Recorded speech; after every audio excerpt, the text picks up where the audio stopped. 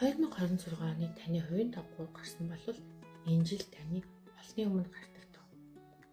За хэрвээ та олонний өмнө гарч боловсруулалт хийдэг, олонний өмнө гарах шаардлагатай ажилтаа өмнө нь юусоо хийж амжихгүй хичээдсэн бол энэ жил гарахад яг тохирно. Нөгөө 1-р жилдээ эхэлсэн ажлаа одоо олонний өмнө гаргаж танилцуулна гэсэн үг. Тэгэхээр жилийн маань тоо энийг яг дэмжинэ.